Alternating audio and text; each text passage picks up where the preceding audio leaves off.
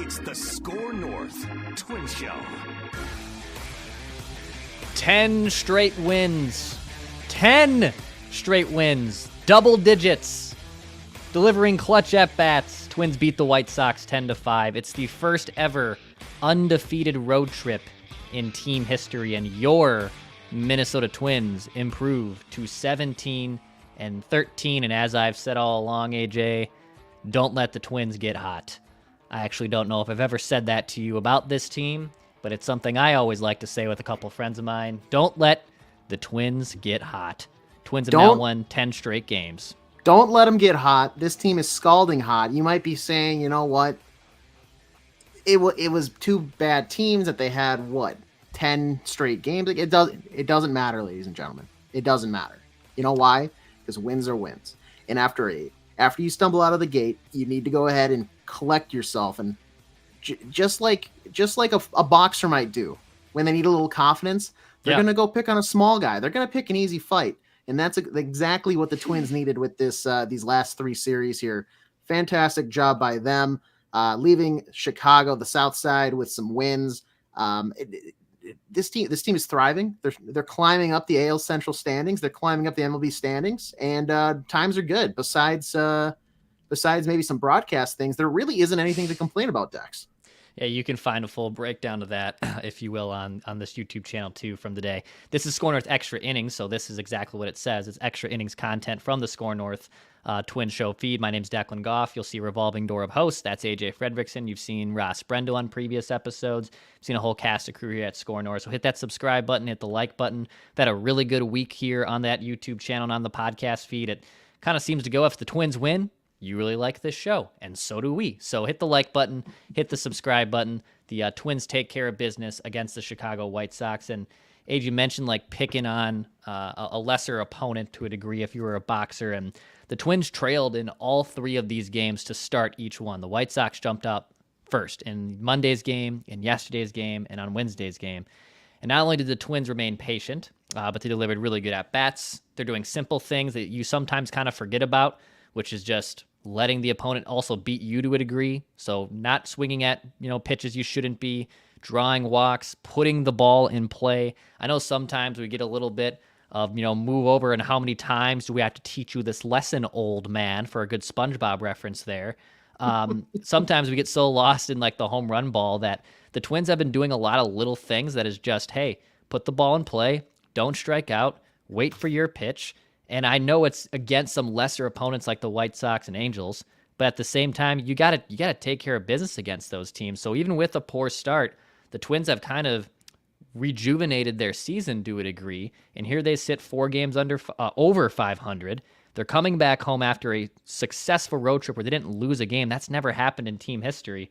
And now, by the way, they will get some good teams. Red Sox have, I think, won 7 of their last 10. They got Seattle right after that, who is kind of a sleeper World Series pick.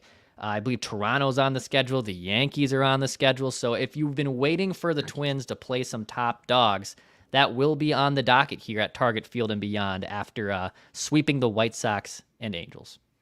Yeah, and I mean, that's a tough month ahead here or so in the month of May, but I'd rather have them coming off of this 10-game stretch that they're on right now rather than kind of rolling around in the mud, shaking your fist at the sky. Why can't we get the offense started? Why is everybody hurt? Speaking of hurt, I know we'll talk Byron Buxton here in a little bit.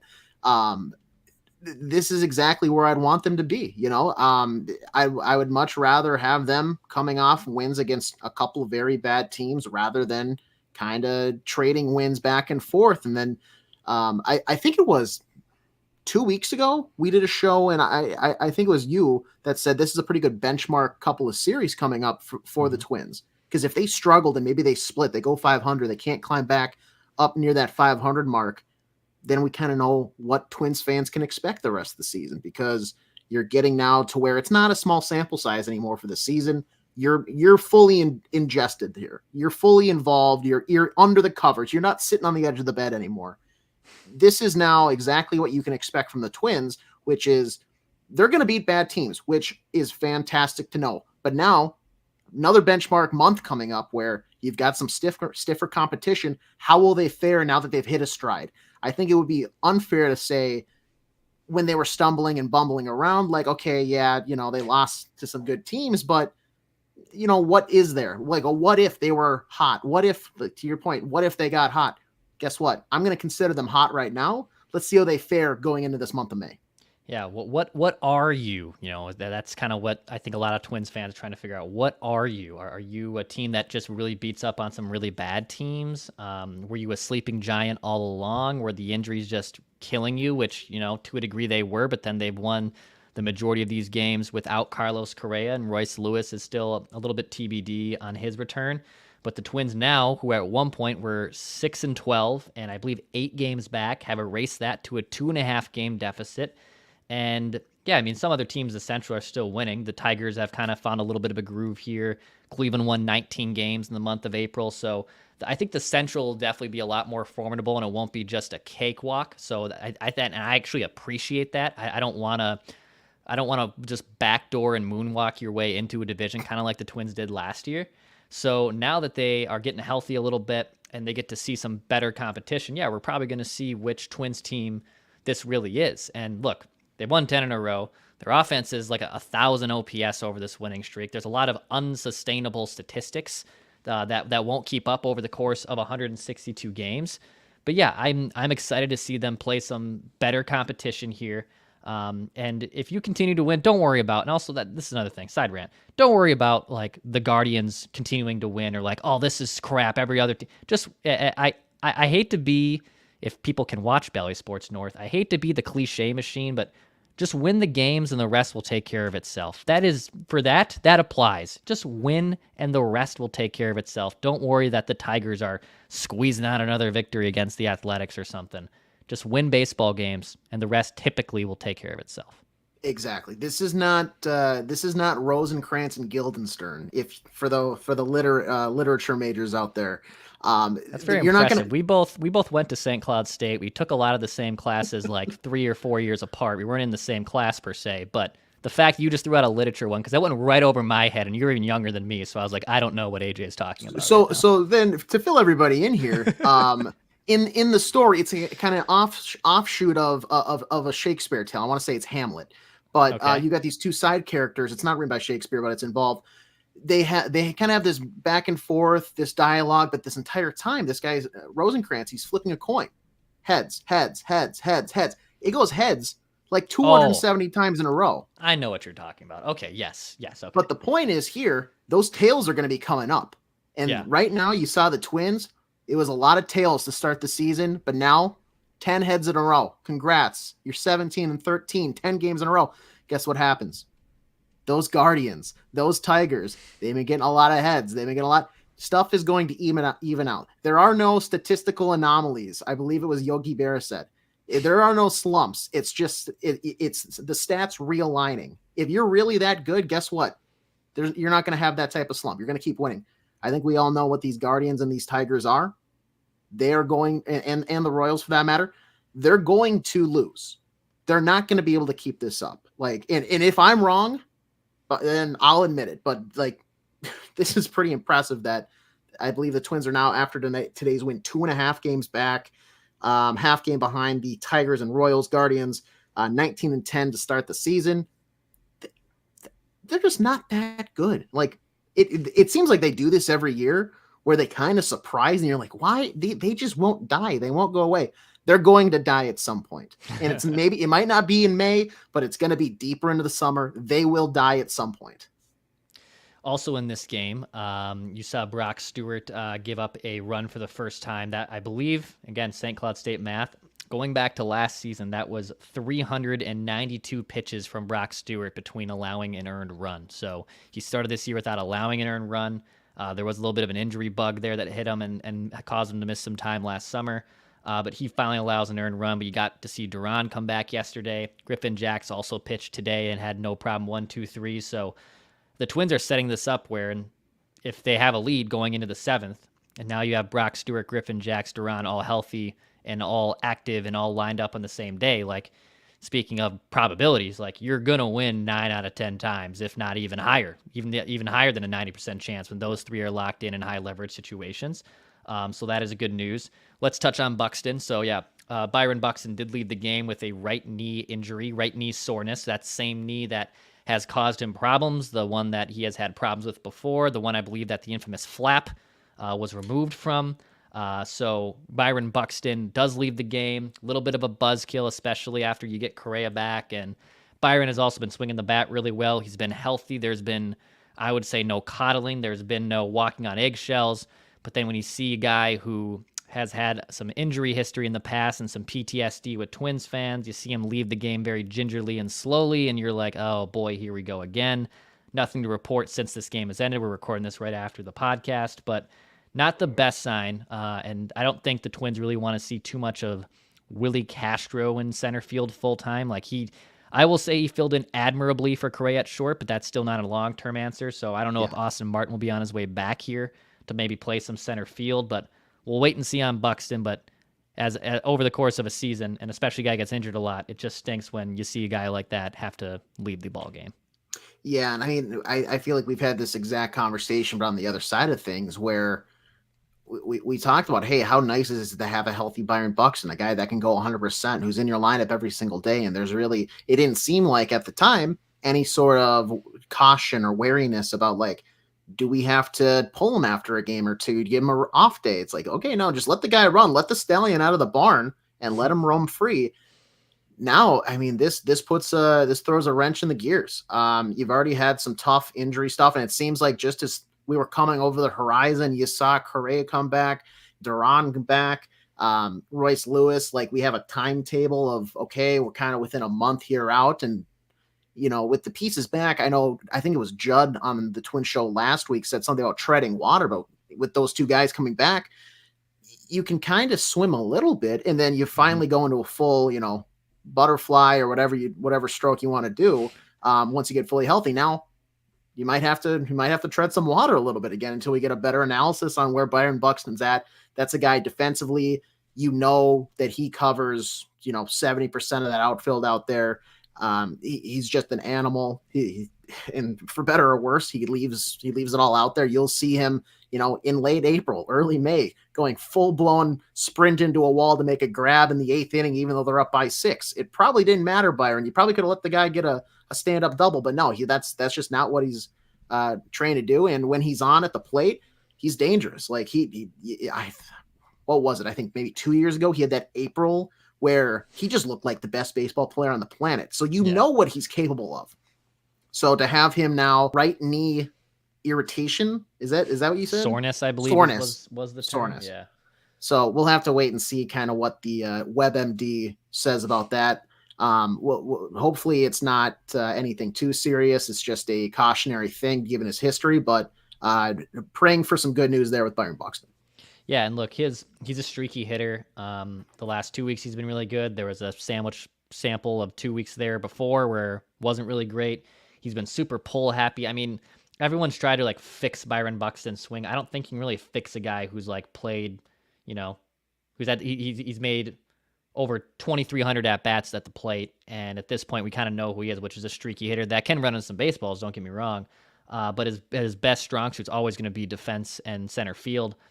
He's been able to provide elite defense like he normally has, and when he gets on the bases, and if he's pulling balls, and with the shift going away too, has also opened things up to him for a little bit. So we'll see what happens with Buck. Yeah, I don't know. Austin Martin potentially could be back here. I wouldn't be shocked at all. I don't know if they trust Willie Castro to be the full-time center field. That might be a bit of a platoon option. Outside of that, I mean, Margot probably won't play much center. I don't really want to see that. So you could see Austin Martin coming back here. We'll wait and see on those roster moves too. Yeah, and it maybe you have to think about where do you value more there with Buxton out, whether it's, do you want a guy who could probably patrol the center field position in that territory better like an Austin Martin, or do you want to go with a Willie Castro who, and like you said, maybe at times you want to, maybe for more pitching matchups, but he's been hitting the ball here pretty decently as of late. I mean, you saw what he had a triple today that set up, I think, the Twins' first run of the game. his hitting has kind of come around here, and for the hole that he put himself in right at the start of the season, his numbers have not been bad as of late. So it really depends on what Rocco and his staff maybe value defense over offense in certain situations.